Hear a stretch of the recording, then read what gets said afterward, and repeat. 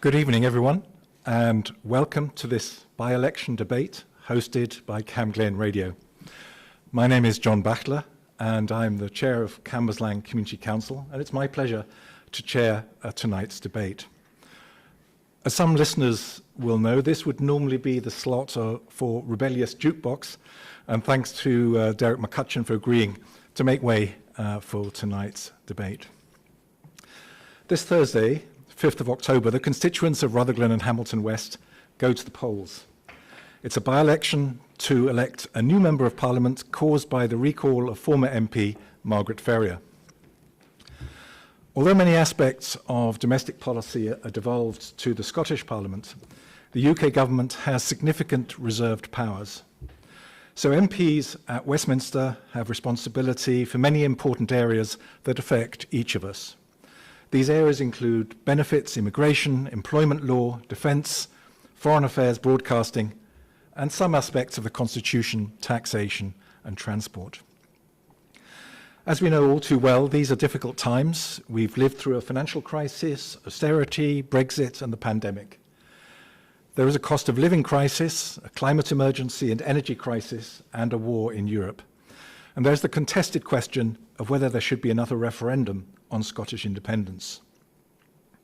MPs at Westminster make decisions on all these matters, so there are crucial issues at stake in this election. We have 14 candidates standing to become our next MP for Rutherglen and Hamilton West, and today, live from CamGlen Radio, we have 8 of the candidates taking part in the debate who are here to explain why they should get your vote. They're from the Scottish Liberal Democrats, the Scottish Socialist Party, the Scottish Greens, the Scottish Family Party, the Scottish National Party, the Scottish Trade Unionist and Socialist Coalition, Scottish Labour, and the Independents for Scotland Party. We have 2 further candidates from Volt UK and an independent candidate who we're not able to include in the debate because of a late response, but who will contribute with introductory and closing statements. First of all, thank you to our candidates for joining us this evening here at CamGlen Radio. I'm going to start by asking each of our candidates to tell us in 60 seconds why we should elect them to be the member of the UK Parliament for this constituency. So let's make a start, and proceeding in alphabetic order, can I invite Gloria Adebo, standing for the Scottish Liberal Democrats, to lead off with your introductory statement. Gloria. Thank you very much. It's actually quite a pleasure to be here, and I just want to say it's an honor to be able to represent the Liberal Democrats and to stand in Rutherglen as a candidate.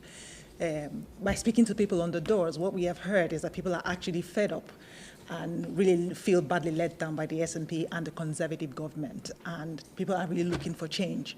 They're tired of Conservative government that has year after year not been focused on the needs and the aspirations of local people. And what people are now wanting for is a clean break from the failures of the past government or the policies that have failed, and they are looking for change. I, as an MP, if I am elected, I will focus on those issues that people are actually, crying about, like the cost of living crisis and the energy crisis, and of course, people struggling with mortgages. I would focus on those issues, and I bring hope. And I hope that with that alone, people will find it honourable to elect me. Thank you. Thank you very much, Gloria. And now Bill Bonner, standing for the Scottish Socialist Party. Bill. Thank you. Standing for the Scottish Socialist Party, I pledged that if elected, I would only take the average wage of a skilled worker to better reflect the lives of the people that I'd be representing. I'd be campaigning to bring large sections of the economy into public ownership, things like the energy companies, the banks, and those sections of the transport industry that are still in private hands, like the buses. On transport, I would be campaigning to bring about a situation where public transport is treated as an essential public service and delivered free at the point of use. I'd be campaigning to bring about a statutory minimum wage of £15 an hour to lift millions of workers out of poverty. And I'd be campaigning to scrap the unfair council tax and replace it with a much more effective and better service tax. Above all else, I'm standing to bring socialism into this contest. Okay, thank you very much, Bill. Let's move on to Cameron Eadie, standing for the Scottish Greens. Cameron. Thanks very much. I'm standing to give voters here in Rutherglen and Hamilton West the opportunity to vote for an alternative, to vote for a candidate that will take action on the climate. You know, this week we've heard that Rishi Sunak is pushing ahead with Rosebank, dishing out hundreds of new oil and gas licences, downgrading our efforts on net zero. Unlike other candidates in this race, I'll take bold action on the likes of child poverty by pushing to abolish the abhorrent two-child limit and the associated rape clause, end age discrimination against young families, and increase benefits in line with inflation. There's real power in voting Greens at this by-election because it will send a message right through whatever candidate is elected and right through the Westminster establishment to tell that it will be the wake-up call to tell them that they need to take action on the climate now. Okay, thanks very much, Karen. And going on now to Niall Fraser, standing for the Scottish Family Party. Hello. Scotland has been going round and round in circles for over a decade now with the SNP in charge, and an even weaker than water opposition doing nothing and oftentimes siding with the unhinged SNP. We need to get back to basics here in Scotland before we can tackle any issues. That's why I'm making this election about defeating a lie, a simple lie, but a very insidious lie indeed. The lie that a person can change sex is being permeated throughout our culture and our education systems, turning our schools into little rainbow indoctrination centres. I could take all the hormone drugs on the planet and undergo 1,000 surgeries. It's not going to make me a woman. Nothing can, because nothing will. And for our so-called opposition parties to have sat back and said nothing whilst this incredulous lie has been taught to Scottish children tells you everything you need to know about them. Completely spineless, completely toothless, or maybe they've just become too accustomed to the high salaries, expensive lunches, and chauffeur-driven cars to rock the boat. We at the Scottish Family Party are the only party here that are pledged to repeal the Gender Recognition Act of 2004 and kill off this legal fiction. Thanks very much, Niall. And Katie Loudon, standing for the Scottish National Party. Thank you very much, John. Good evening to all of the listeners and viewers tonight. This area is my home constituency. I've lived here for 14 years and I care very deeply about it. Times are very tough just now and we're all feeling the pinch because of the cost of living crisis. Due to Tory incompetence, and Labour are standing by, wedded to austerity and cruel welfare policies. The SNP are the only party in this by-election who are going to stand up against austerity and are going to stand up against Brexit.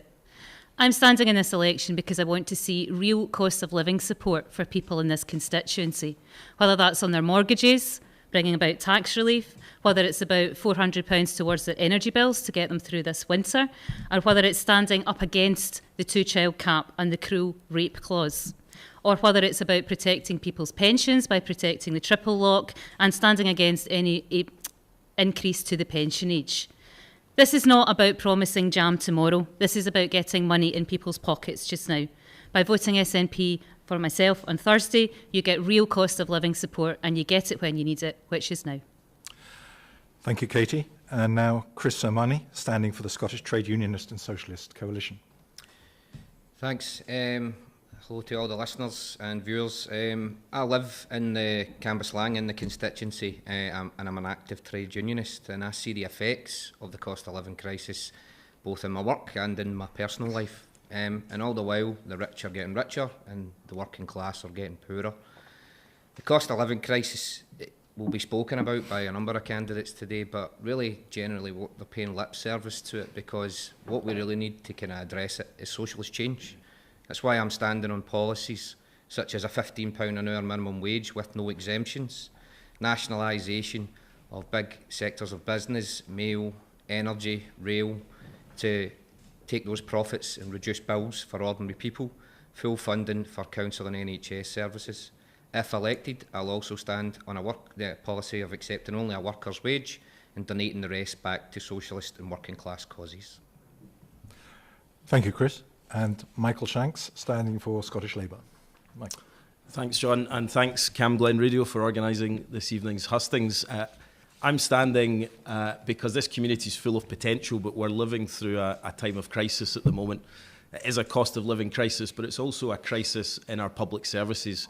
1 in 7 people in this constituency are on an NHS waiting list, and I've met a number of those people during this by-election, including people who have had to pay to go privately to get operations they deserve. So our public services are crying out for reform and for extra funding. And I think we've got real potential here to tackle the cost of living, to have an MP that's fighting for this community, having been let down for 3 years by an MP who broke the law and then didn't do the right thing, but also by 2 governments that are not on our side at the moment, who are divided and distracted at the very moment we need them most. So on Thursday, a vote for Scottish Labour is a vote for a fresh start in this community and an MP fighting for our community at the time we need it most. Thank you. And now Colette Walker, standing for the Independence for Scotland Party. Thank you, John. Good evening, everybody. Independence for Scotland Party is standing on one main key issue, and that's abstention. We believe that all Scottish elected representatives should be actually working here in Scotland directly in the constituency with the constituents, not having to travel hundreds of miles down to a parliament in another country, in the capital of another country.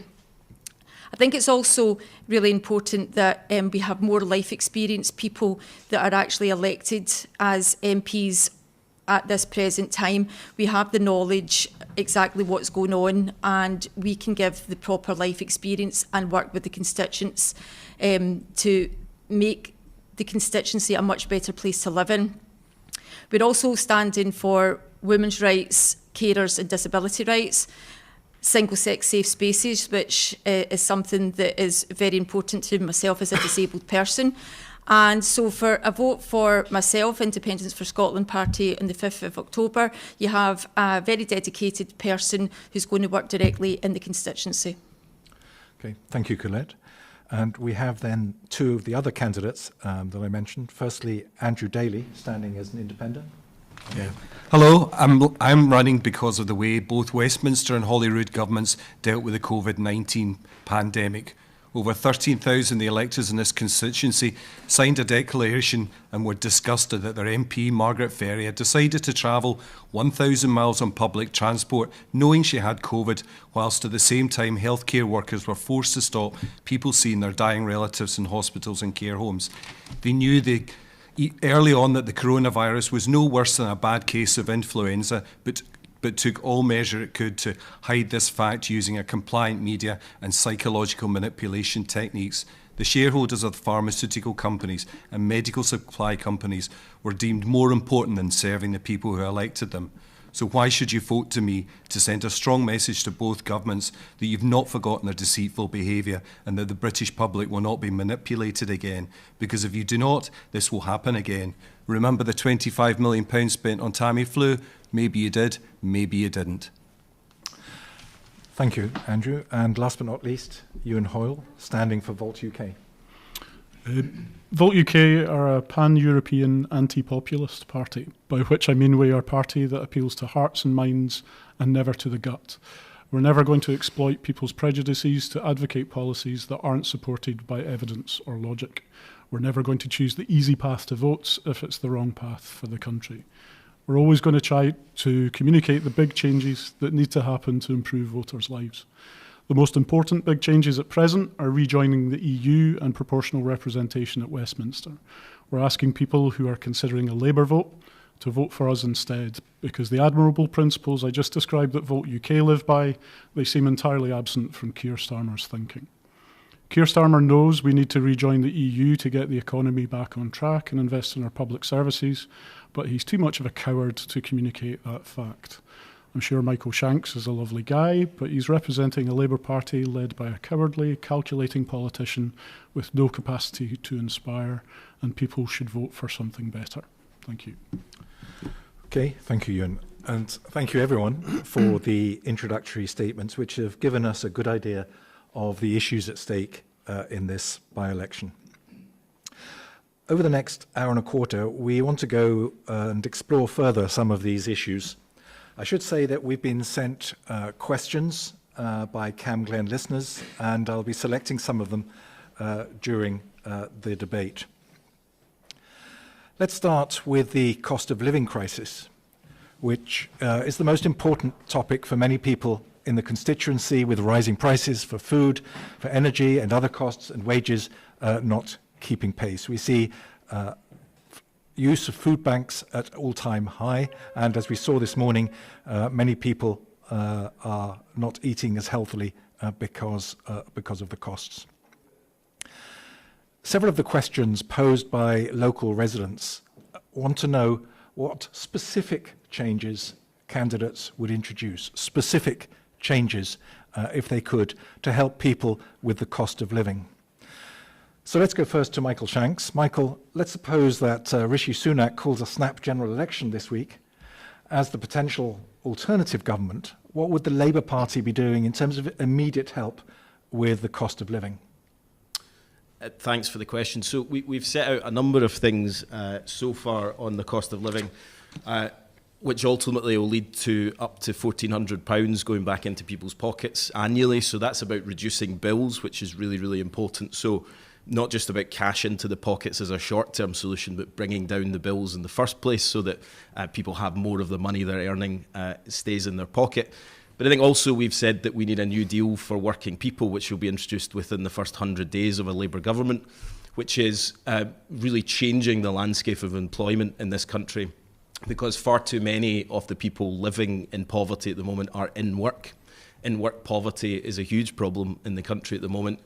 I've met a number of people who are working multiple jobs to try and make ends meet, which is a disgrace.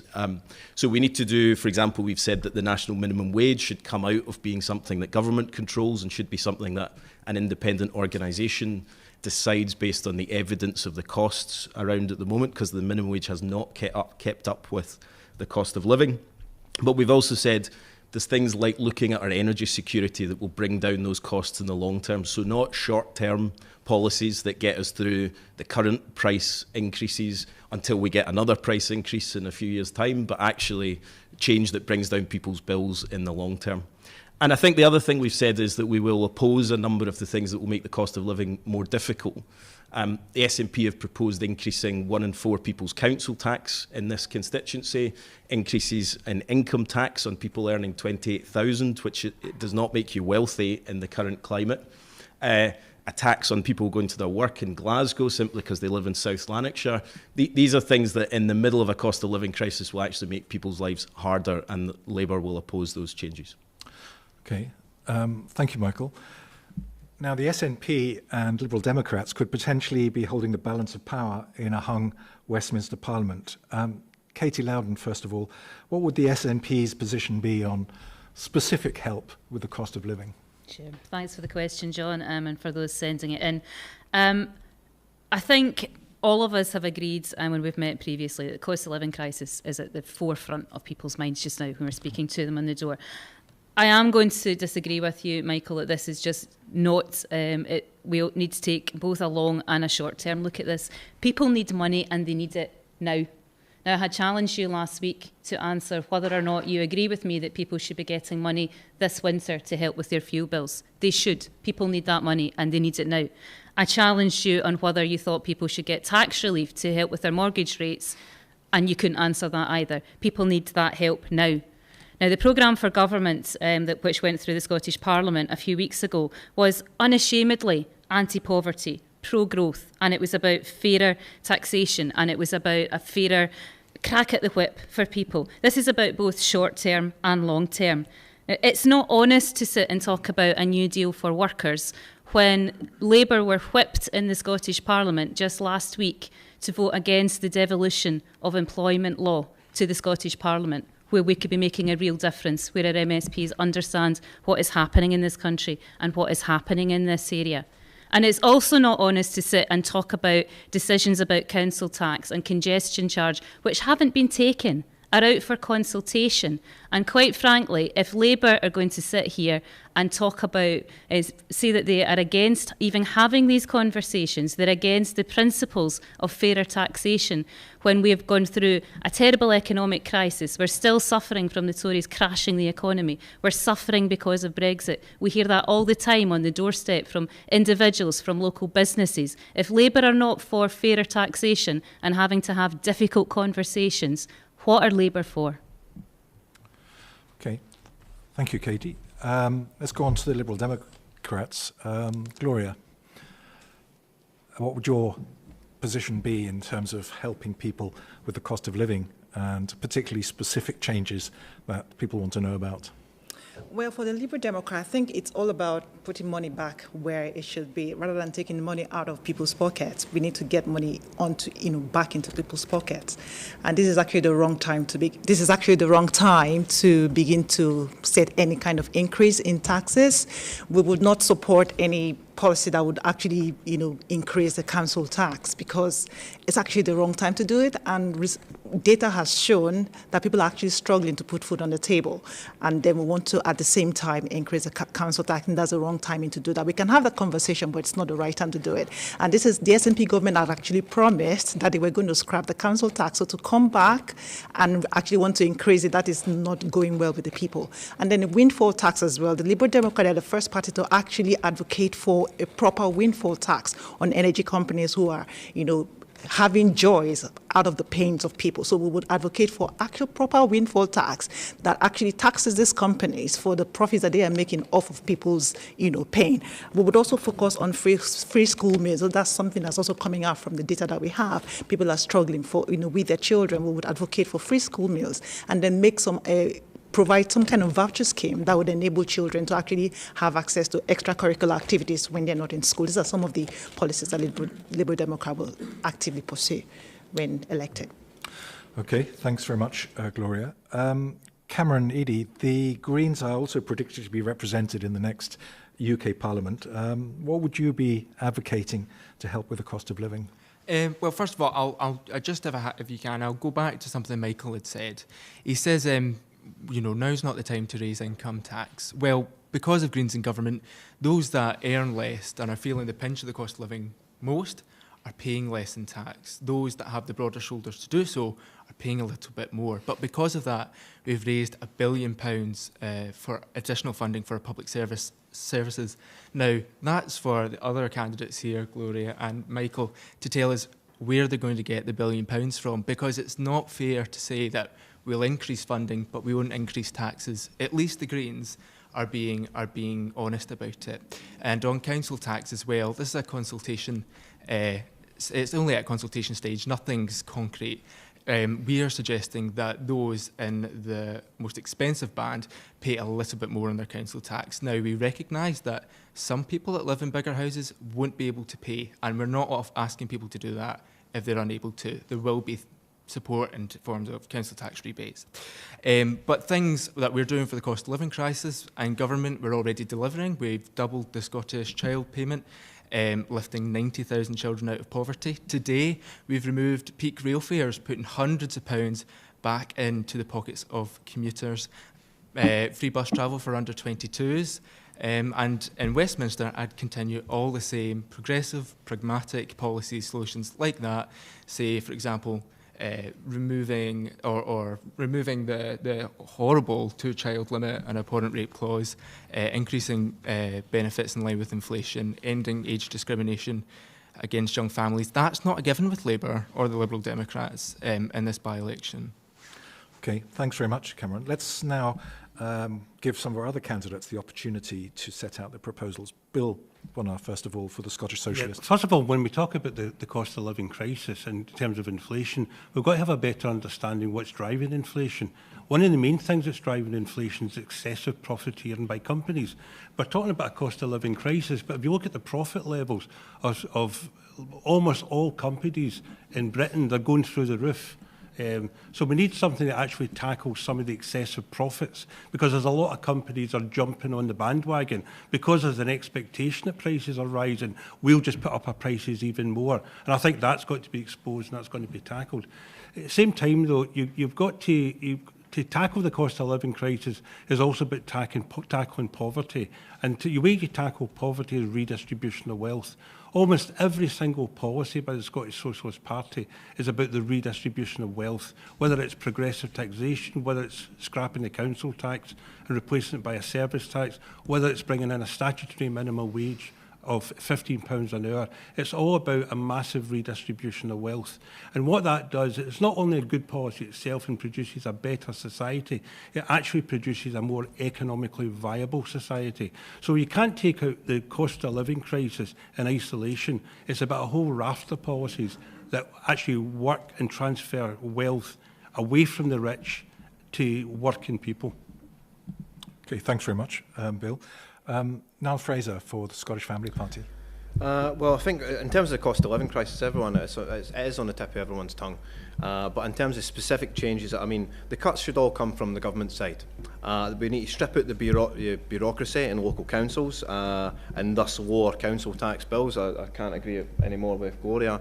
This hike in council tax bills comes at the exact wrong moment. But again, in a more sort of forward-thinking futures plan, I mean, the Family Party is exploring the possibility of bringing in measures for people to build their own homes. We don't want future homeowners mortgaged up for life for them and their families. Okay, thanks very much, Niall. Chris Sermani for the Scottish Trade Unionists and the Socialist Coalition. Yeah, I mean, as I said in my opening statement, you know, there's going to be a lot of lip service that's paid to the cost of living crisis, talking about sticking plasters, you know, that will mitigate some of the effects of it. But fundamentally, it's bigger and wider change that's required. It's socialist change. I mean, some of the policies that, you know, we're standing on and we would look to bring in would be an immediate £15 an hour minimum wage with no exemptions for age or anything like that. Nationalisation of like the energy companies. I mean, the profits of Shell last year, £32 billion, £23 billion, I think, for BP. These are companies whose profits are being protected by the prices increasing for us on our data, you know, our energy bills every single month, and it's the same with the supermarkets. You know, cost of food's going up, but their profits are going up. So it's about immediately kind of taking into kind of public ownership. Companies like that are kind of exploiting working people to protect their profits, and kind of propagating the cost of living crisis as it is going forward.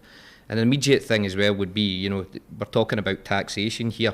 If you're going to, you know, tax should be, you know, on big corporations who are making these profits, as well as the highest earning individuals in the country. But fundamentally, that it needs to even go further than that. It's about bringing these big companies, these profit-making machines, into public ownership so that it delivers services and provides goods and needs for the people of the country. Okay, thanks very much, Chris. And Colette Walker for Independence for Scotland. Thank you. One of our main key policies when ISP was set up was universal basic income. And it's something that we have done a lot of research into to actually bring in universal basic income into Scotland, so that everybody in the family receives a certain amount of money. This will take everybody, children especially, because we've got 1 in 4 children in poverty, and especially living in a household that are with parents that are actually working and also living in poverty. So universal basic income is one of our main key policies to actually bring everybody out of poverty. We have to look at what's happening right now with an ageing population. We've got more and more carers, unpaid carers, actually starting to have to look after family members. Again, it's a means-tested benefits scheme that we're on at the present moment. So some people get carers allowance, some people don't. Then you're looking at attendance allowance for elderly people. Again, slightly means-tested. Universal basic income is a very straightforward way of working, that everybody then is getting equal money, and nothing's means tested, and it brings out a lot of people out of poverty, especially now when we're looking at AI employment. So a lot of people are actually now going to start being made unemployed just due to artificial intelligence being brought in their place. So our main policy is UBI. Okay, thank you very much, Colette. Looking at some of the questions that have been sent in by our listeners, several were looking for more radical changes along the lines of the proposals that we've heard this evening. A resident from Burnside asked, should we consider putting a wealth tax on those earning over 90,000 a year in the UK? Michael, you've been criticised explicitly or implicitly by several of the other candidates, and we have huge inequality in the UK, but the Labour Party approach seems quite cautious relative to the challenges.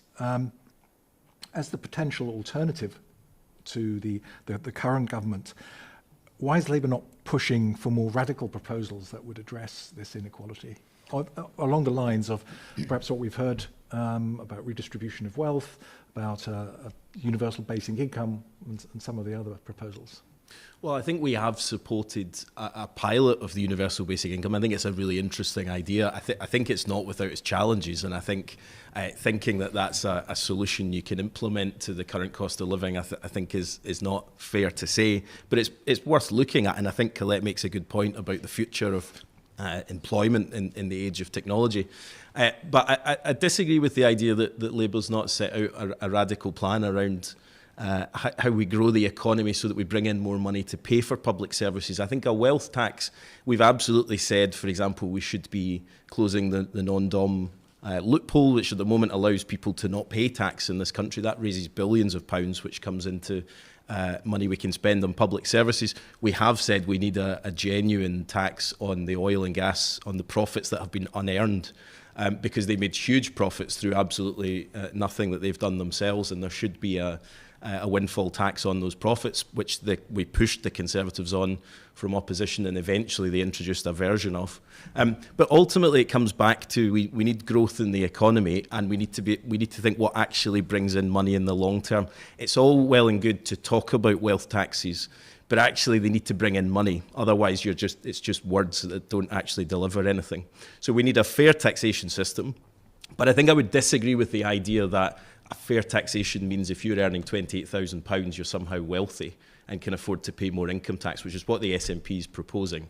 I've met a lot of people who are on £28,000 and really struggling to make ends meet at the moment, with mortgage bills going up, with food bills continuing to go up.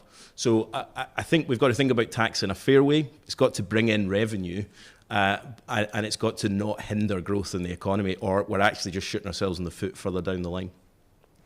Okay. Thank you, Michael. Bill, you wanted to come in here? I don't want to answer questions for the Labour Party, but the main reason why the Labour Party and Michael Shanks' policy is the same as the Tory Party is that they're basically the new Tories with the same policies as the Tories. On the question of taxation, what we've got to recognise that in this country we have two taxation systems.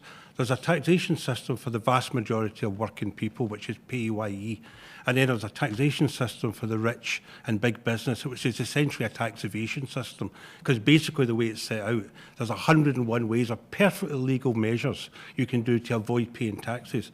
So one of the things the Scottish Socialist Party argue for is the novel idea that rich people in big business should actually pay their fair share of taxes. So we would close down the whole tax evasion loopholes. And I'm not just talking about illegal tax evasion.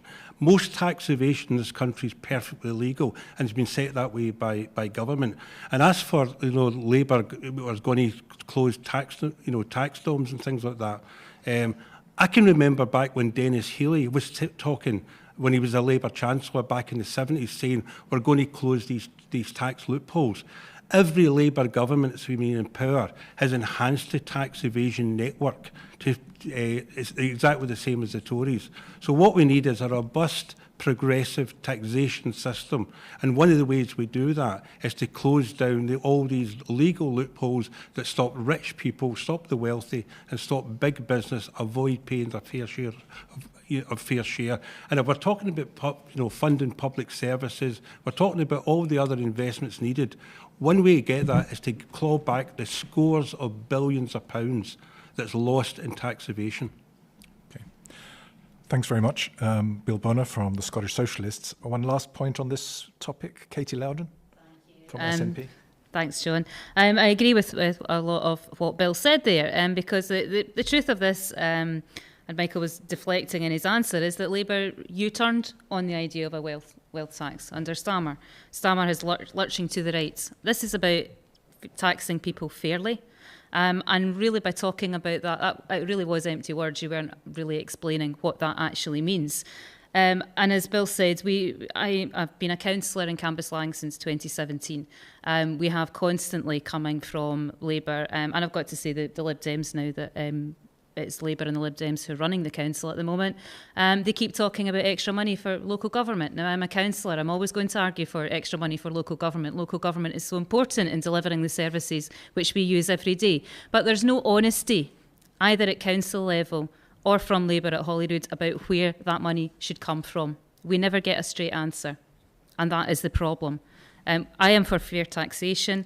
I also wanted to pick up on one of the things that Colette had mentioned there, talking about UBI. I think it's a very interesting idea, and I think one of the important points you were making, Colette, this is to do with dignity when people are receiving money. And the Scottish Government, for example, in delivering the adult disability payment, that has been a huge difference in the way that people are treated. I've seen that through casework and through constituents in this area who can have a local delivery team come out to help them fill in the forms which they need. That's just one example of the Scottish Government with limited powers doing what it can to give people dignity, to take away stigma and to support them. Okay, thank you very much for the contributions on that, on the topic of the cost of living crisis. A number of the other issues that have been raised by listeners relate to climate change and net zero. As I'm sure many of you know, the UK government has a target to become a net zero economy by 2050. But the UK Climate Change Committee has concerns about the progress that's being made towards low carbon investment. Of course, some of these net zero debates may sound a little abstract for listeners, and the people who wrote in, they've got very practical concerns. Residents from Blantyre and Rutherglen, for example, wanted to know where you stand on new oil fields and delaying moves away from gas boilers and petrol and diesel cars. A resident from Whitlaburn wanted to know how a shift from car travel is going to be possible when bus services are so inadequate. So I'd like to ask each of you, under your proposals for climate change and net zero, how will daily life change? How would daily life change for listeners in the constituency over the next 5 to 10 years? How they get to work, how they get to the shops, how they heat their homes. Let's start this time with Cameron Eadie from the Scottish Greens. You're very ambitious in this area. You want to eliminate carbon emissions much quicker, I think, than the targets at UK or Scottish level. How would your proposals, in a very practical sense, affect local residents? Well, I think it's obvious to go to me first because, looking at this panel, there's only one candidate here that is actually taking the climate seriously and, as a young person, have skin in the game. One of the things that we're doing already is, as of today, removing peak rail fares, so people move away from dirty, polluting cars into greener modes of transport like trains, making bus travel free for under 22s. We've given local authorities more powers over organising their own bus services. I mean, I'm not going to sit and lie to any voters here and say that the move to net zero is an easy one. It's a difficult one. People will expect changes. Nobody should expect a fall in their living standards, but they should expect changes. But it's something we absolutely need to do for the survival of the next generations coming underneath us, if they want to have a livable future. But as I say, we're already starting that work. In the Scottish Government, we've earmarked £2 billion for nature and climate emergencies. It's the same thing I'd be doing in Westminster, is continuing that pragmatic approach to net zero and reaching our climate goals. I mean, the Tory government Rishi Sunak's effectively signed the death warrant for thousands of people across the globe who are already experiencing the worst impacts of climate change by pushing forward with Rosebank and oil and gas and downgrading our efforts on net zero. And now Scotland can't do something as basic as help that transition away from petrol and diesel cars because Westminster have put a stop to that. It's one of the reasons why I advocate for independence, is so that we can have the powers ourselves to act. Okay, thanks very much, Cameron. Colette Walker, for Independence for Scotland, you also have some radical proposals, I think, in this area. How would your proposals affect listeners in the local area? Well, again, just what Cameron just said, environment is a reserved matter, and really to get the full potential from all of Scotland's natural energy resources, we do need independence to actually take full advantage of what is actually on our doorstep without it being squandered by the UK Parliament. So first of all, I do want Scotland to be independent so we can take over the environment and energy principles that we really need to take on board. Again, it's not going to happen overnight, but we need a transition from the oil rigs into our wind and tidal and solar and all the different natural energies that we have got here in Scotland. There has to be a transition. We have to be realistic there, and we also have to have, especially in our schools at the present moment, and our young people, it's their next generation, they really need to be getting apprenticeships, leaving school, going to apprenticeships, and actually being taught how it is to work with the natural energy to actually utilise that in the forthcoming years to come.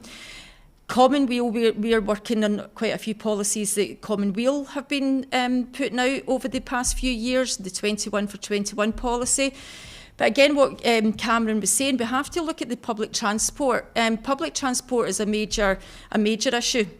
So we really need to look at more energy efficient, environmentally free transport, but it's also properly linked together so that you're actually getting that proper fluidity when you're travelling and not actually having to wait another hour for your next link to wherever it is you're going.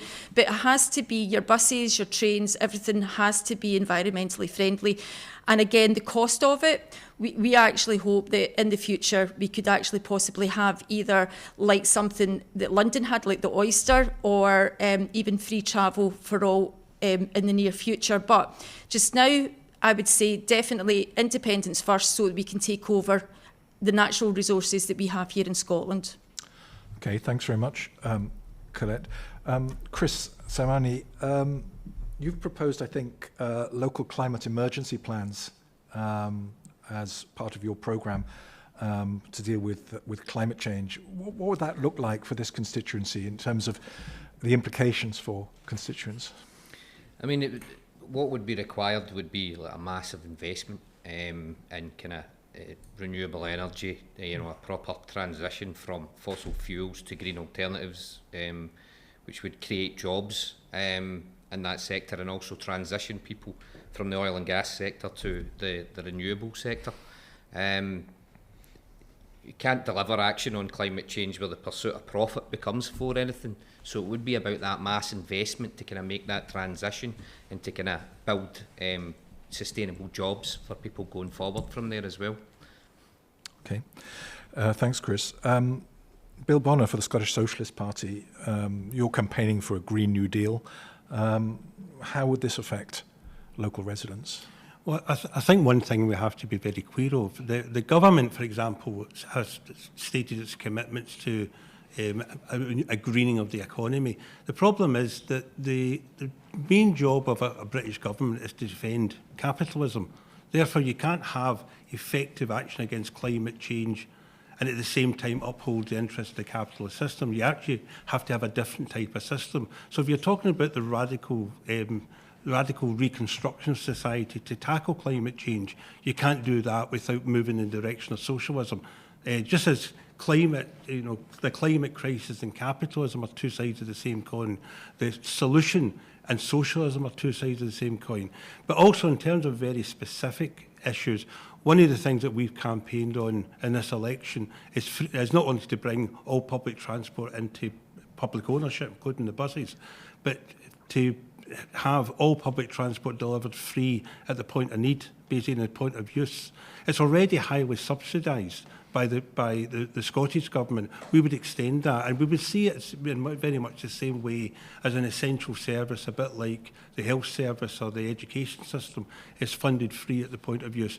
Now that would do two things. It would eliminate an awful lot of poverty, because it's overwhelmingly working class people who depend on public transport, but it would have a dramatic practical impact on the climate by taking millions and millions of car journeys off the roads and replacing them with public transport.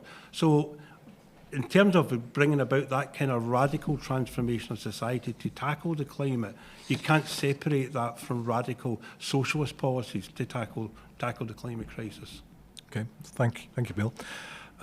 Noel Fraser, for the Scottish Family Party, your party programme seems a bit more ambivalent about some aspects of climate change. I don't know if that's fair. How would you react to the kind of questions we've been getting from residents? Well, again, I think this whole argument is a farce in its entirety. If Britain was to sink into the sea tomorrow, the issue on climate change would still number one. Our carbon outputs would so negligibly change. So the fact that we're even talking about this is a waste of everyone's time. If you want to oppose climate catastrophism and climate emergencies, go and protest China and India. Okay, thank you for that, Niall. Katie Loudon, the SNP is looking for an even faster transition to net zero than the UK. What does that mean for constituents? Yes, we need change. Let's be under no illusion here that we need change. I serve on the Council's Climate Change Committee, so I'm under no illusion of the size of the challenge here. I read a very powerful quote the other day from a guy in New York who was filming flooded subways, flooded streets, and he said, 1 minute you're watching video footage from other parts of the world, and the next moment you're filming it in your own street and in your own neighbourhood. We need to do more, but we do need to bring people with us, and that's all about a fair transition to make sure that people are supported while we are doing what we have to do. So on public transport, that's continuing the work which is going on already. So in terms of rail travel, that's looking at reducing peak rail fares from today. It's about increasing our park and ride facilities, which we have in this area, Cambuslang and Newton, for example. And it's about supporting and championing public transport. So if that would, my work in that area recently would include protesting against the potential night bus closure, which is affecting a lot of people in the constituency. Had a lot of casework about that. Or whether it's fighting against the removal of the X1 bus in Hamilton as well. We absolutely need to keep going on this. And it's also about oil fields, which you mentioned earlier, what with Rosebank just having gained a licence, with the Tories in Westminster pushing that through without properly considering the consequences and properly considering the evaluations. And of course, Labour have just announced that they've got no plans to revoke that licence and change it. I want to stand to challenge these decisions. With Rosebank in particular, the majority of what the oil that was produced there would be leaving the UK. It's of no benefit to UK in terms of our energy security. And it's taking investment which we could be spending on renewables, and we could be spending on the journey to reducing our carbon and to net zero. Scotland is an energy-rich country, and I fully agree with Cameron and Colette that we need independence to unlock that potential. Okay, thanks very much, Katie. Gloria Arebo for the Liberal Democrats. You also want to establish sort of local climate change committees as part of your programme for addressing net zero. How would that support local residents in terms of the impacts? Well, the approach of the Liberal Democrat is to not support, imposing congestion charges on citizens. I think one of the proposals that have been put forward is to impose a congestion charge on people moving from Rutherglen, for instance, into the city. And we are saying that at this time where we have a cost of living crisis, it's not the time to do that. We know that tackling the climate emergency is actually quite important, but the first thing we need to fix our eyes on is to look at how we can make public transport more reliable and more affordable. And then we can begin to look at what other measures we can put in place. But the first thing first is to actually make public transport more reliable and more affordable. And then people will find less need to begin to take public transport. And then we need to support businesses as well. We need to support the transition into cleaner energy, because speaking to our constituents in the northern side of the country where these oil fields are in, they're actually keen to want to begin to invest to begin to work in an environment that is renewable energy. So they feel that the government is actually being slow-footed in terms of actually transitioning, because now they've reduced their targets from 2050 to they've brought it, they've taken it forward. They don't want to follow the transition program that they have in place. But people are saying that they actually want to go into green energy. So the government really needs to put its money where its mouth is and really make that transition happen according to the timing that they have set. So reliability is key, and then affordability, so that people find less need to want to take public transport. Okay, thanks very much, Gloria. Last but not least, Michael Shanks. Labour is potentially in a position to have the most immediate influence as an alternative government. What are the implications of your climate recovery plan for local residents? And particularly, they're thinking about the practical implications.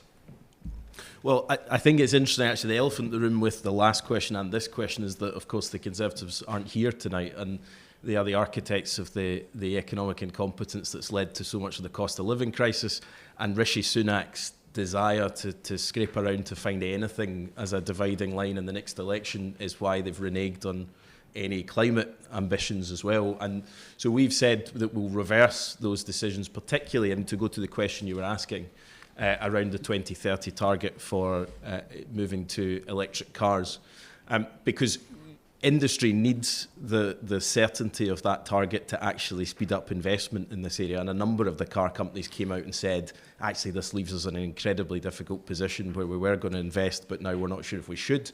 So it's terrible for business, but also we need that as an impetus to invest in the infrastructure that goes along with electric cars, because, I live in a tenement.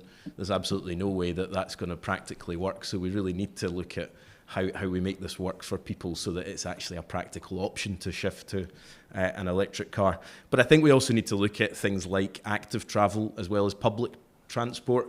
I think we do need to look at a public control model of the bus system rather than what we have at the moment, where business can decide where routes should be.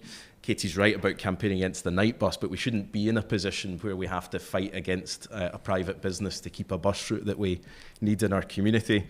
And Andy Burnham's showed that it is possible through the network in Manchester, for example, to have public control of a bus network again that's joined up and that provides routes where people actually need to go, not just routes that are profitable. And I think there's other practical things as well we could do that also help with the cost of living crisis. So a genuine plan on insulating homes and looking at how we bring down bills that way that helps with the climate situation but also brings down people's bills. I think there does need to be this just transition so that, particularly if we think about jobs in the northeast, highly skilled workers that need to know that there's some certainty in their employment, and I think we need that investment in renewables, which is why we've outlined a GB energy company that will keep the profits from renewable energy in the future instead of it going to private business, headquartered here in Scotland. And that's part of the just transition to skilled work in the renewables sector, so that the move away from oil doesn't lead to people losing their jobs. Okay, thank you very much for your contributions to that topic.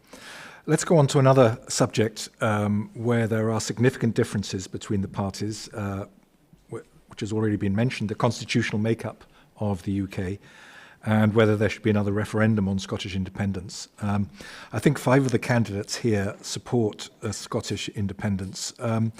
Katie Loudon, would you like to start off by stating your position? Because clearly the SNP exists to bring about independence, but it's not clear how you get past a refusal of the UK government under the Conservatives or even a potential Labour government to sanction a referendum if you want it to be constitutional and lawful. How do you go forward? So yes, it's, as you said, it's no surprise. I'm standing for the SNP, so I'm going to speak about independence. It's a question I've been asked in a lot of interviews so far. But it's not about independence for independence sake. It's to do with independence because it's about needing the full levers of power, and particularly the full levers of financial power, within the Scottish Government. It's about the fact that we had been told that the only mechanism to remain in Europe would be to vote no, and yet 62% of the people in this constituency voted to remain in the European Union, and we have been ripped out against our will. And everyone in Scotland, there was a majority to remain as well. And that's having a real effect on people, as I was saying earlier. The continuing effects of Brexit, the Tories crashing the economy. Independence is no longer a nice thing to wish for. It's something which is absolutely necessary to get away from Westminster. Westminster is broken. It's not working for the Scottish people. It's not working for the people in this constituency, and we need to move away from it. As for Westminster government currently and the potential Westminster government after a general election, to answer why they are refusing, that when we know that at least hovering around 50% of the Scottish population are pro-independence, how they can deny mandate after mandate to have this conversation again. Why they're scared to have this conversation again is a question for them. But a vote for the SNP is a vote to recognise that independence is crucial, but it's not independence for independence sake. It's to get away from Westminster, which is not working for us. Right. Okay, I'm still not sure what the strategy is, though. So we're meeting shortly after this election. We're meeting in Aberdeen, a conference. The SNP is a democratic party. We don't take orders. We're not a branch office who takes orders from a UK leader, depending on whether or not he is here or not. Our policy comes from the ground up. We've had fantastic meetings over the summer. I was over in Dundee. We've had a meeting of the Glasgow region delegates from that in Cambuslang during the summer as well. And the direction of travel comes very much from the membership. But one thing is absolutely clear, which is come any general election, it will be on the top line, on the very first page, a vote for the SNP is a vote for independence. We're the only party standing who can deliver that. Okay, thank you. To what extent do our other candidates who also support independence share or differ the approach? Bill Bernal? First of all, on the question, should there be a referendum? Yes, there should be, because for no other reason that Scottish Parliament was voted with a mandate to carry out a referendum, and that was blocked by Westminster, which is thoroughly undemocratic. And we know the reason why Westminster blocked a referendum. It's because no Westminster government will sanction a referendum they think they might lose. And I think they're probably confident they would lose any future referendum. But the most important issue, though, isn't about the tactics about how to achieve independence. We already said that support for independence is hovering around 50%, which is a remarkably high figure. But how do we get it up to 60%, 70%? And the way you do that is put forward a vision of independence that transforms people's lives. Anybody who took part in the 2014 referendum campaign will remember at the very beginning of that referendum campaign, support for independence was actually relatively small. It was about 25%. And then what you had was a mass radical campaign which linked the demands for independence to other radical demands. So, for example, if you want to get rid of nuclear weapons, vote for independence. If you want to get rid of the monarchy, vote for independence. If you want to create a fairer society, vote for independence.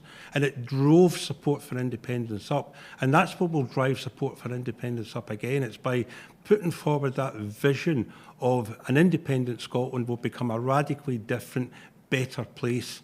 And that means that independence can't simply be viewed as an end in itself. It's got to be viewed as a means to an end to create a better, different, and I think ultimately socialist society. And once we do that, once we win that overwhelming majority for independence, frankly, the tactics about how you achieve it will sort themselves out.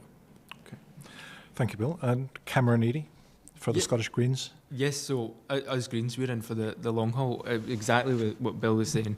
We're hovering at 50%. How do we build that? You know, in my mind, 50% is shockingly low given what we see from the UK government. We should easily be on 60-70%, but it's about creating that vision, and that doesn't happen overnight. That's a continual process, but we're winning, we're doing it, we're returning a majority of pro-independence MSPs at Holyrood.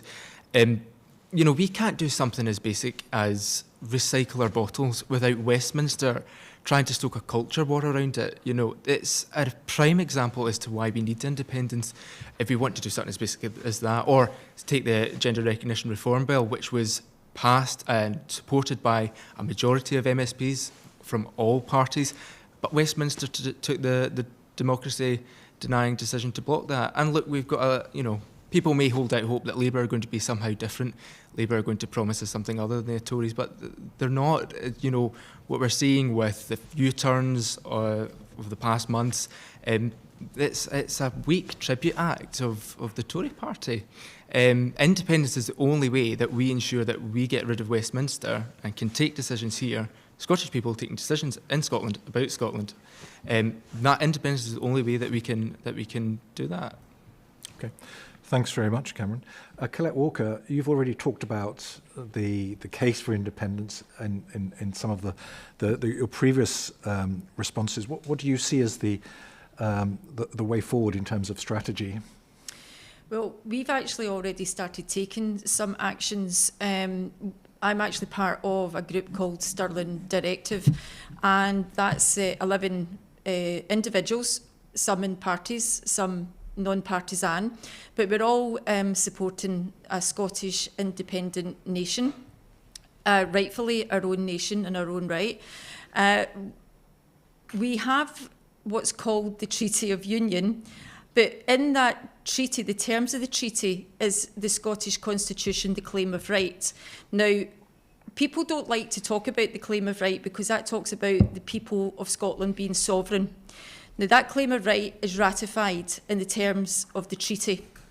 So we, with the Stirling Directive, on 2 weeks ago tomorrow actually, we actually, on the 19th of September, which was 9 years to the day of the verdict of the independence referendum, we actually served 2 directives, one into Holyrood and one into St Andrew's House, instructing the Scottish Government to actually take action to say that Scotland has basically been annexed by Westminster, and it's actually went against the terms of the treaty.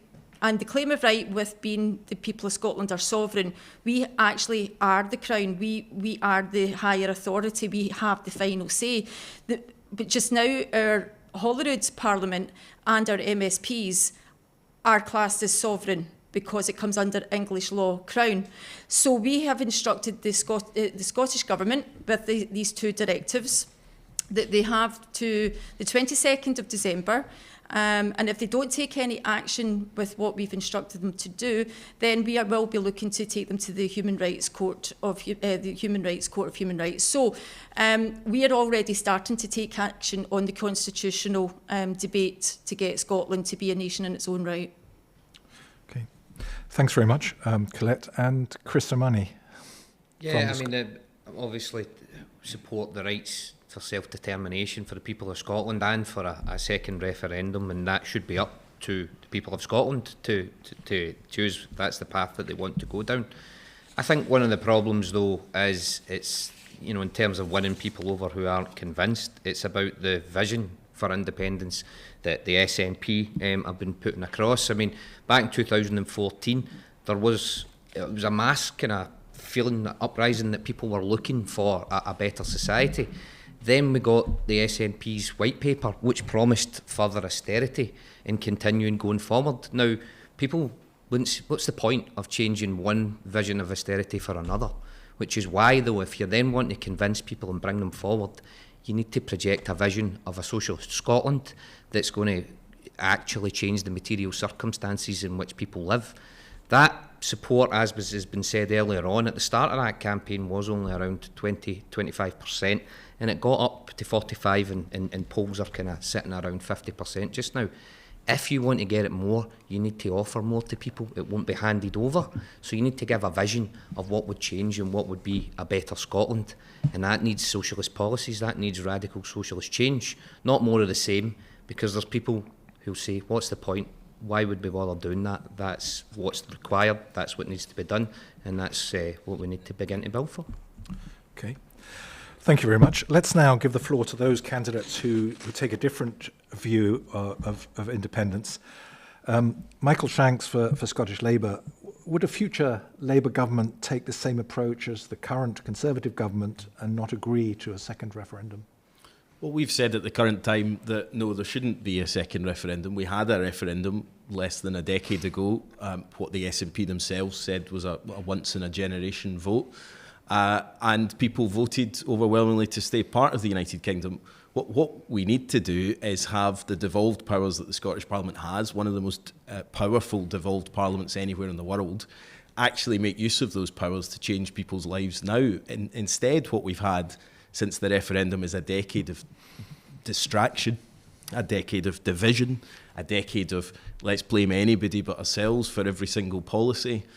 And actually what people want to see, I mean, I'm a devolutionist. I fundamentally believe in power being shared across the United Kingdom, power being at a level that makes most difference to people's lives, whether that's local government, Scottish Parliament, UK Parliament.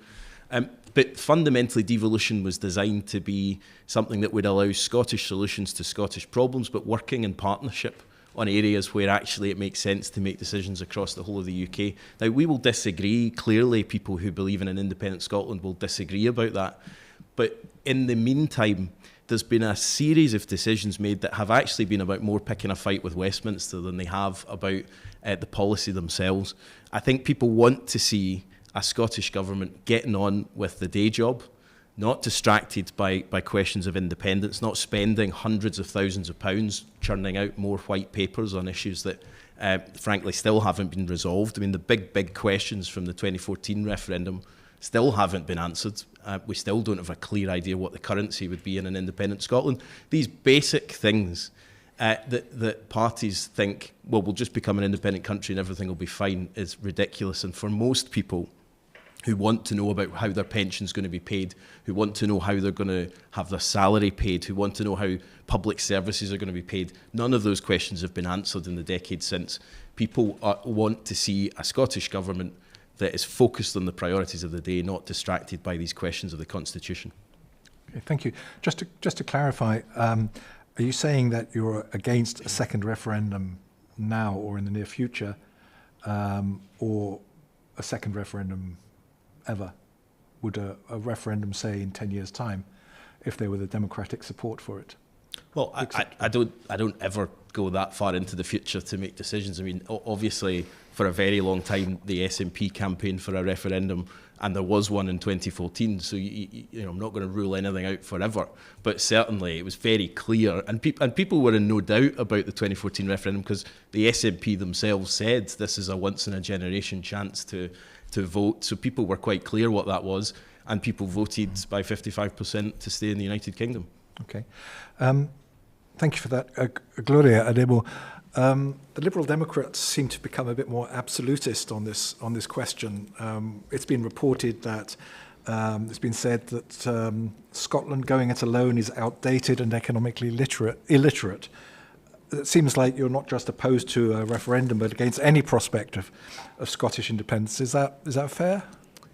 Well, just like Michael Shank said, the referendum has already been had and people voted overwhelmingly. I mean, they may not consider that to be an overwhelming vote, but it was a vote for remaining within the United Kingdom.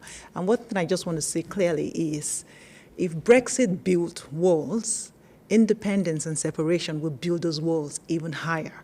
What we need is partnership, just like Michael said, a partnership that makes the devolved powers that Scotland can have work for the people of Scotland, because that's what people really want, a government that works for them. And something that is really on my mind right now is the challenges that the SNP has faced in the current political climate has really put the independence question, made it even bigger. And people are really concerned that, the SNP may not really be that, genuine and open to take them out of the United Kingdom. People are really worried and concerned. And we stand for the people, and we say that if people are doubting your independence, movement and journey and all the reasons you've given, then the business case for independence is actually weaker now than ever. And unfortunately, we would not back that kind of plan that would take us out of the United Kingdom, just like Brexit did. And now we are, faced with trying to, fix things up, and it doesn't really seem to be coming together. So that's the stand we take. Okay. Thank you for that. Niall Fraser for the Scottish Family Party. I believe your party is neutral on Correct. Scottish independence, but you don't want a referendum in the near future, is that? No, well, I would say a generation after 2014, so at the earliest day I would put for a vote would be 2037, but of course the independent supporters will not take that. But it's, you've hit the nail on the head with the neutrality. Everyone can cast their mind back to the toxic political environment in 2014, and we are bringing independents and unionist supporters together because we understand that in terms of independence, it's so far down the list of priorities for people at the moment that we really need to shelf that issue for the time being and move on to how are people going to pay their bills. We're all talking about the cost of living prices. We need to focus on that before we shelf the idea of independence. Okay, thanks. Just take one more contribution. Bill Bonner from the Scottish Socialist. Question for Michael Shanks. Presumably you believe that the Scottish Government at this moment in time doesn't have a mandate for an independence referendum. What for you therefore would represent a mandate, and would you agree with that if that mandate was secured? Okay, we'll give you an opportunity to respond to that, Michael Shanks. Well, I've set out already that I don't think, having said it was a once-in-a-generation referendum, you can just come back and say, let's have another one because it wasn't the result you wanted. The reality is people voted overwhelmingly, and it was overwhelming to stay part of the UK. People now want their governments to get on with governing. That's the priority. And we've outlined this the whole way through this debate, a series of policy areas where actually if government got on with some of the things that are needing done, we might make some progress. But we're stuck in Scotland in this constitutional division because the party of government at the moment can't move past it onto some of the other policy priorities of the people of Scotland. Okay. Thanks very much for this contribution. Unfortunately, we're going to have to move on, and you might want to pick up any comments in your closing statement. This is a UK election, and local development has generally been a devolved matter, but we've had quite a few questions raised about the state of the constituency. And since Brexit, the UK government has been allocating so-called levelling up funds in all parts of the UK, as we saw yesterday with the announcement of town funding for 7 towns in Scotland. In this final section of our debate tonight, let me pose the question whether to be a similar town fund allocation in future for this constituency, what and where would you recommend spending £20 million? Gloria Adebo. Sorry, Mr. Arizona, I'm just trying to put Okay. Sorry. Bill Bonner. In terms of spending money, I think you need to spend money in some of the infrastructure within the constituency, but also recognising that it's suffered a great deal over the last few years from extensive local government cuts. So one of the things that the money we'd have to spend on is to actually rectify some of those cuts, basically, to things like library services, to the roads, etc. But you know, at the end of the day, spending £20 million from a government fund really doesn't affect things all that much. What you have to do is have much more fundamental rethink about how we fund local government to actually to deal with some of the problems. The real problems that councils have faced is they've been massively underfunded for years. Spending a few £1 million as a one-off is a bit of a sticking plaster. Okay, thanks very much. Cameron Eadie for Scottish Greens. I have to agree with much with what Bill said. You know, that's the problem with the Levelling Up Fund, is that local authorities across the country are forced to bid against each other for funding. It's not a way to fund local services, and £20 million spent on a flashy new railway station, or you know, it's a sticking plaster. We need root and branch change to the way that local government is funded, but exactly the same the way, you know, infrastructure, and you know, that £20 million, essentially what I'm saying, that £20 million could be so much better spent on things like infrastructure and reversing cuts. And the Levelling Up Fund, it's nonsensical. It's not a good way of, it's a flashy idea to draw the wool over folks' eyes that the Tories aren't just obsessed with the south of England, which they are. Okay, thank you. Niall Fraser for the Scottish Family Party. I mean, I would probably plough the 20 million right into tackling this epidemic of violence that we have on the streets of this constituency, not only just in the streets but in the schools in particular. We need to bring safety back to Rutherglen and Hamilton West. and would have loads of different initiatives for that in terms of anti-bullying campaigns in the schools and things of that nature. Okay. Thanks very much. And Katie Loudon, SNP. Thank you for the question. It's a really interesting one. I've been a local councillor here since 2017, so I'm always going to argue for funding for local services, and I know how important they are. Not to blow smoke in your direction, John, but I know that Cambuslang Community Council being a fantastic example of that, because they have gone out and listened to how people, residents in Cambuslang and in and around the main street, and how businesses wanted funding spent. And I think that's the key of it. When the SNP took administration of South Lanarkshire in 2017, one of the things which my group wanted to do was to push forward participatory budgeting, which is about local people having a say in how funding should be spent in this area. Now, unfortunately, with the combined forces of the other parties, it took 18 months for us to get that through, with it coming to committee after committee after committee, before we could see that and we could start to see the benefits of going round, literally chapping doors and asking people, what are your top 5 priorities in your area? What do you want to see? What do you need? Because it's the people who live here who are the experts on how money should be spent. And we have seen that in our schools as well. That was something that was brought in under the SNP administration and by myself as Chair of Education at the time, to devolve some funding for schools, for them to be able to make decisions. So the school community, parents, carers, teachers, children and young people themselves, about how they wanted money spent. And some of the funding has gone to fantastic projects to improve the health and the well-being and the happiness of our young people in our schools. Labour and the Labour-Lib administration had to perform a pretty embarrassing U-turn after it said in the Labour Council manifesto that they wanted to do away with that aspect of participatory budgeting in schools. And then we had a report on how much schools and our communities actually value it and look forward to that process and are happy that their views are being taken into account. So I'm not really here to answer that question, because that question is for the people of this area, for Rutherglen and Hamilton West. They are the experts. I'm also not going to do anything other than allude to the fact that I have heard councillors from other parties in South Lanarkshire saying that they think it's a nonsense and the people who are the experts on how money should be spent are the people who are fixing the roads. It's not. It's the people who know where the roads are that needs fixed. And those are the people we need to listen to. And that's what I want to do, and stand up for people in this area and make sure they have that opportunity. Okay, thanks very much. Chris Simoney from the Scottish Trade Union Socialist Coalition. Yeah, I mean, levelling up funding, I would agree with the points that have been made. That's just kind of a sticking plaster. What the issue is that we've got is that there is a crisis of funding of local government in the NHS and in public services in general.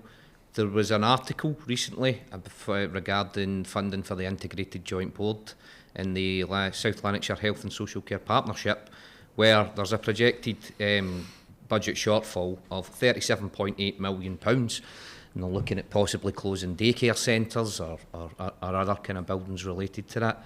There was also a report recently saying, for the Joseph Rowntree Foundation, saying that there's 500,000 people in the country living in very deep poverty. 1 million in relative poverty, and 250,000 of them are children, and others who are in work poverty in terms of doing that. I mean, that's an absolute disgrace, and a lot of that is related to the cuts in public funding services.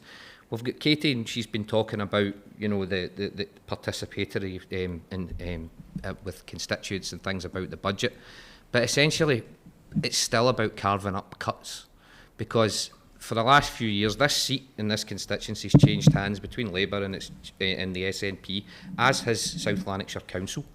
And at each time, the material circumstances of the people that live in the constituency don't really change.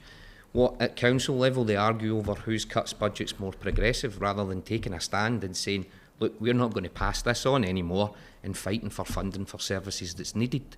So fundamentally, the real change that is needed in Cambuslang, not just Cambuslang, sorry, the constituency of Rutherglen and Hamilton West, is its proper services for things that need. If you want to regenerate this area and wider than that, you need to invest in it, not just using sticking plasters.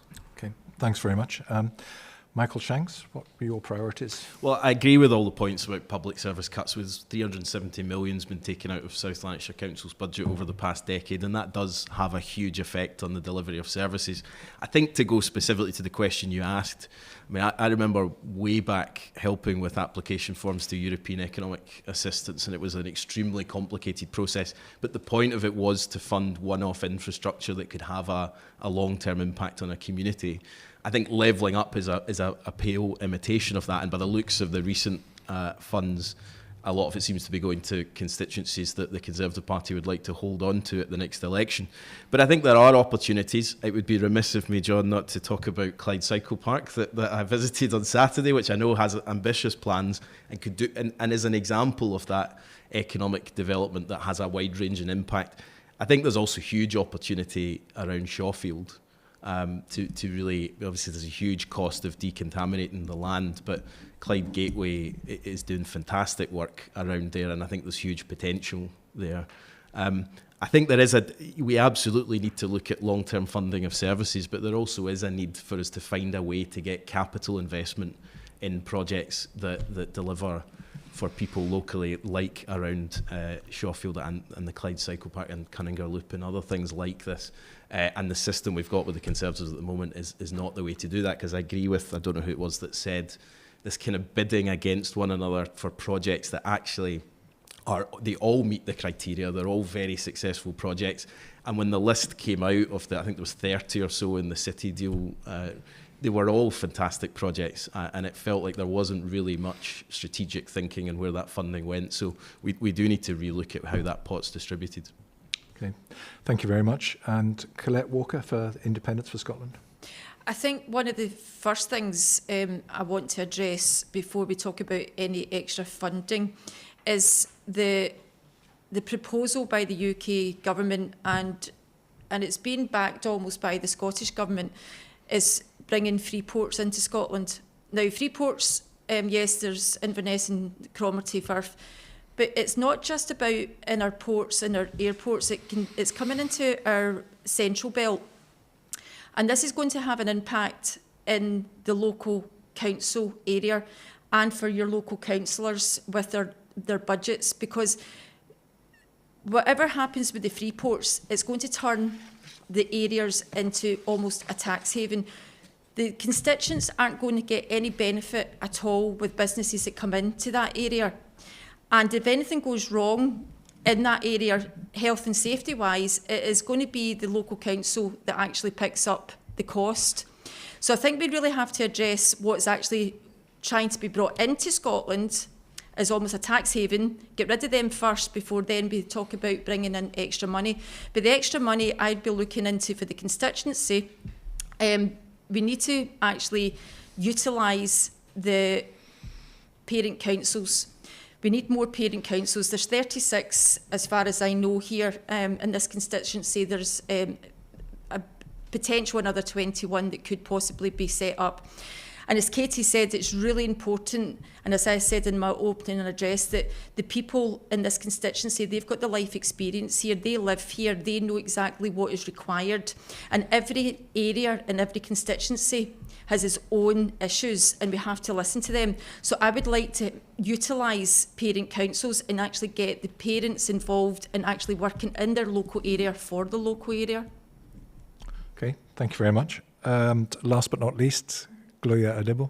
This is good. They've all made some very important points. I just wanted to add that if you had that amount of money and you had a choice where you wanted to put it, apart from having to talk to the people, which I quite appreciate, it's good to get the voices of the people. Cuts to council services has really been very devastating, and we need to actually reinstate those. And if money is required to do that, then some of that money should actually be going there. Leisure facilities, even some of the care homes are going to be shut down. And today we have a potential possibility of even police stations being shut down. So having cuts to the council budget is actually a big thing that money should be going into. And then there's something that has also come up from the responses we've had from residents. The town centres are actually like dying, and that aspect actually needs some investment to bring local businesses in, and that will actually help jobs, increase jobs, and then create that kind of environment where businesses can actually invest and improve the look of the town centre. So that would be a good one to also look into. Okay. Thank you very much. This has been a really interesting debate, and we could have kept going for much longer on all of the topics that we've covered.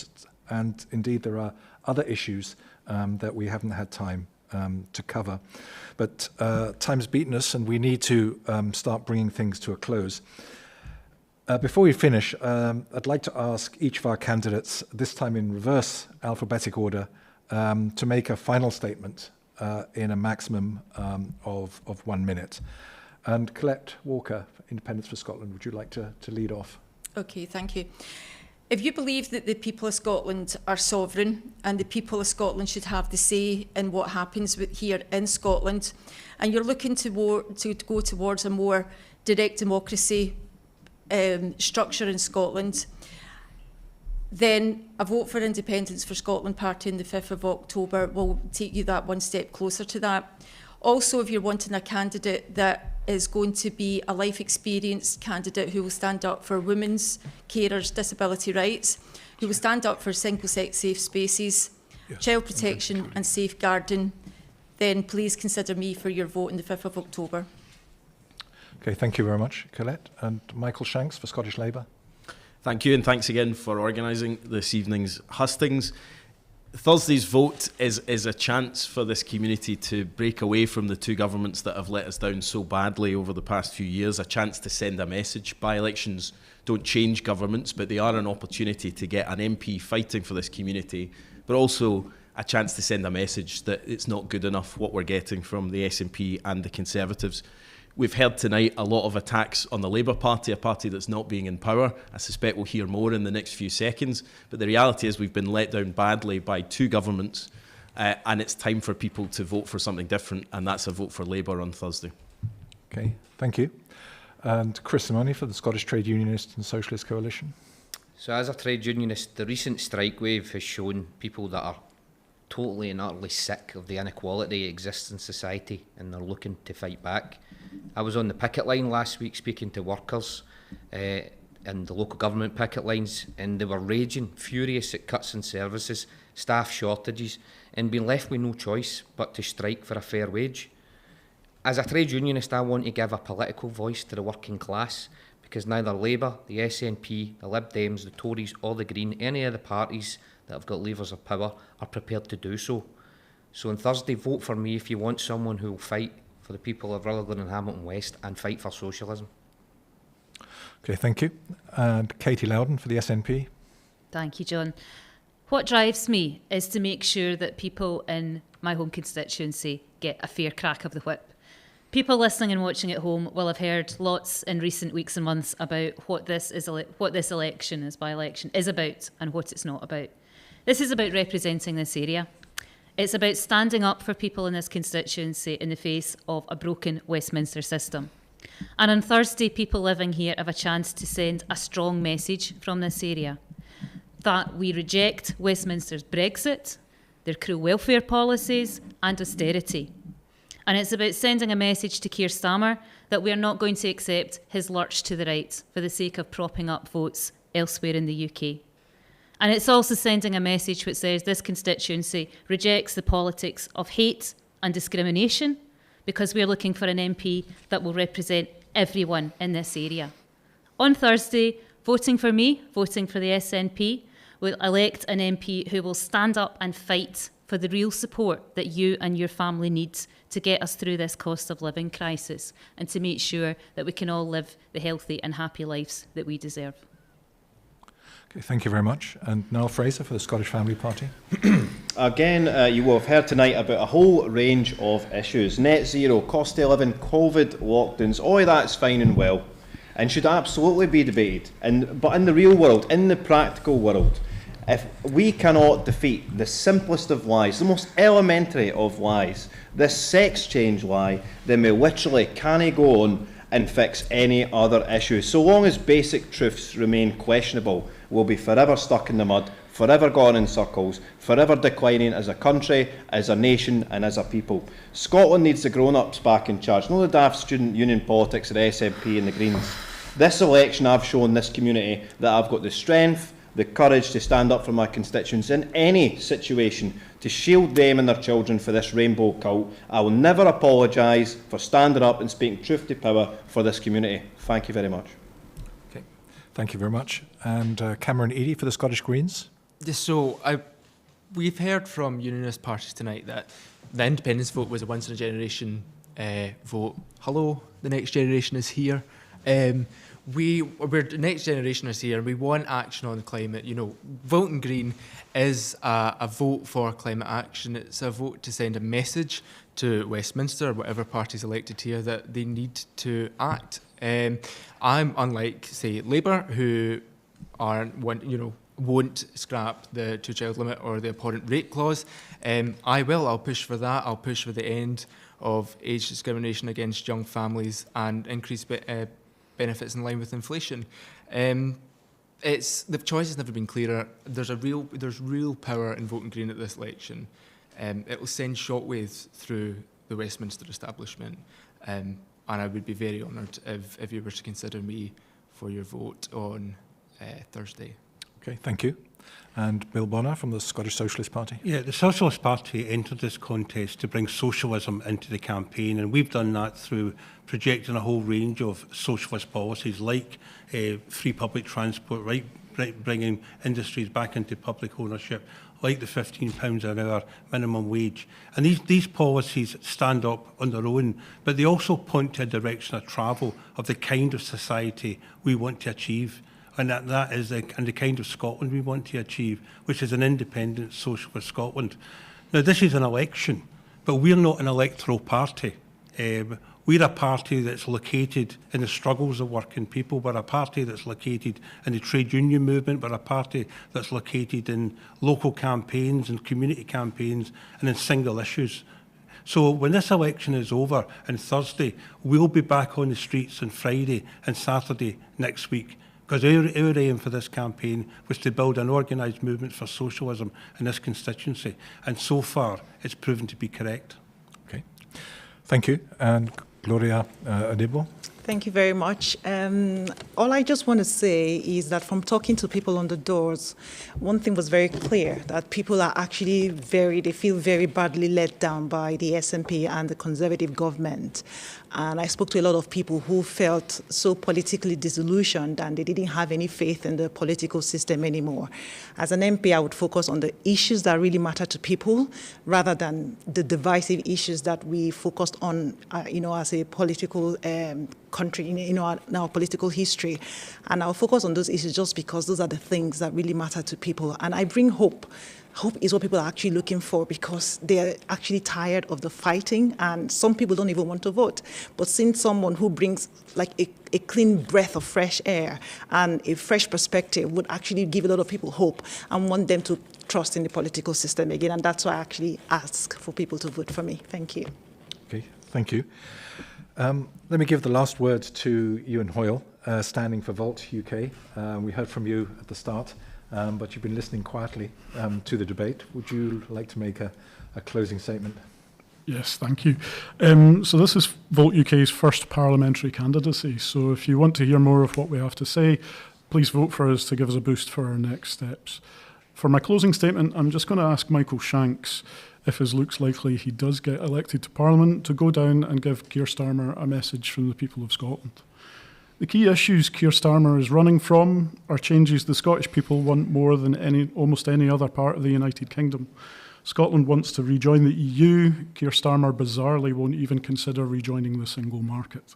Scotland desperately needs proportional representation at Westminster in order to permanently escape Conservative majority rule. Keir Starmer won't give us proper democracy. I believe this is because the Tories having total power over us again is a price he's willing to pay for him having all the power to himself for as long as he can keep it. It is completely unacceptable for Starmer to ignore Scotland's wishes, and Vote UK will try to make his life very difficult until he changes his mind. Please, Michael, forcefully challenge his positions on Europe and electoral reform on behalf of the voters here and on behalf of your country. Okay, thank you very much. We did hear from Andrew Daly, who's standing as an independent at the start, but he's had to leave, so we won't hear his closing statement. Okay, thank you very much, everyone, to all our candidates, very sincerely for your participation in this debate. I hope you, listening at home, have found this an interesting and informative debate that's helped you to make a choice this Thursday, the 5th of October. We have to remember it's not easy standing for election, especially in these days of social media trolling, and we should be grateful to our candidates for giving us a wide choice for this by-election.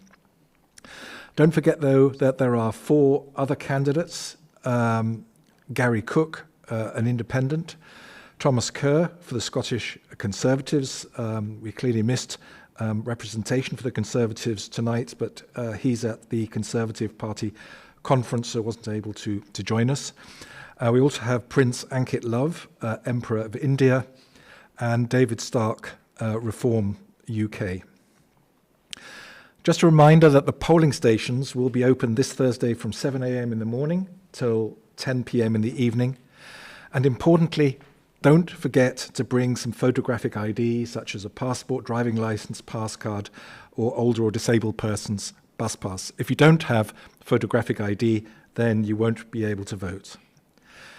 Whoever you support, please do go out and vote. As Barack Obama once said, there's no such thing as a vote that doesn't matter. In closing, I'd like to thank CamGlen Radio for taking the initiative to organise these hustings, and especially to Tam Curry and his expert team here at CamGlen for managing the IT. An audio recording of the hustings will be broadcast on CamGlen Radio tomorrow. That's Tuesday, the 3rd of October at 4 p.m. And it will also be available, I think, fairly shortly via the CamGlen Radio website. Thank you again for listening. Take care and good night.